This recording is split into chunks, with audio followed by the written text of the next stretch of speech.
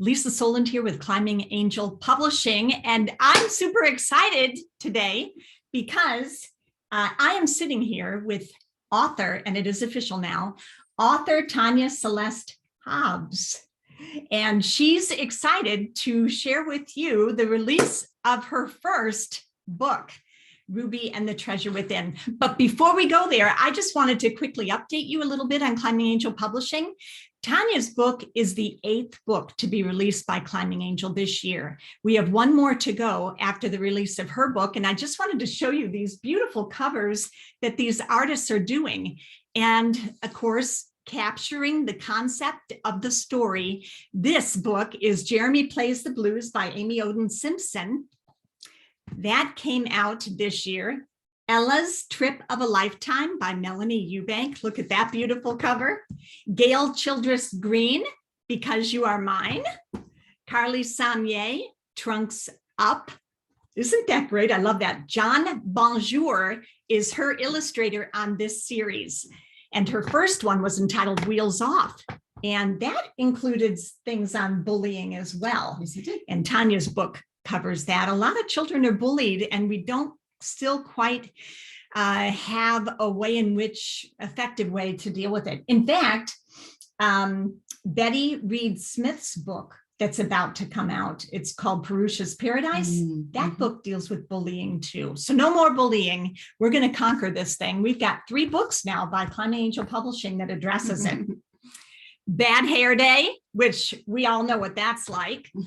And that is by Jasmine Simpkins. Wonderful book.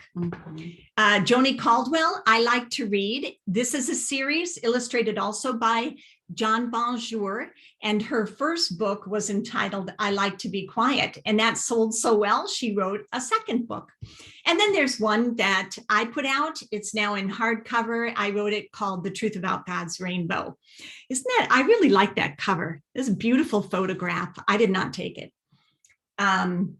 And then this, I love this part. This is a little climbing angel, and she's on the back of all the children's books, except on this one, I have her climbing the mountain.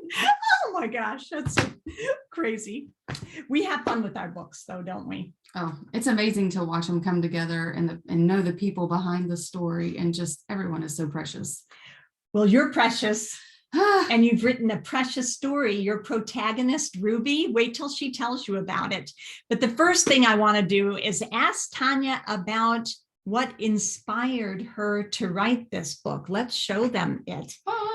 She's got the soft cover and the hard cover now. Isn't that a beautiful cover? Tell me the name of your illustrator. Hannah Warwick.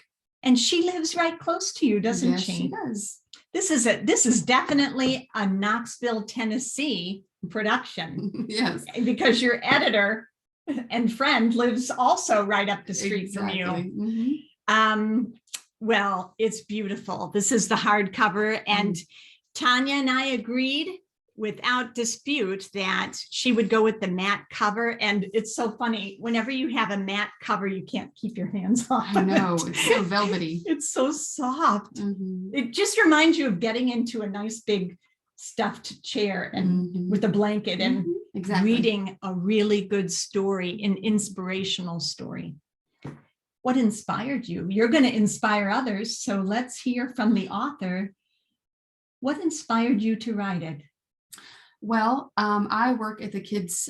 I have 3 kids, and they go to a Christian academy in town, and I like to volunteer in the library. And I remember putting the books back on the shelf and thinking, there is nothing really in here about Jesus. And I just wanted them to read a story about another kid, maybe their age, and what their struggles would be like, and what would happen if Jesus came into their life. So that, I didn't know that I would be called to write one myself. And then COVID happened, and you offered those workshops, and I was just learning as I went, and here it is. So it's so funny, because I remember it was last summer, you and I were sitting, not this summer, but last summer.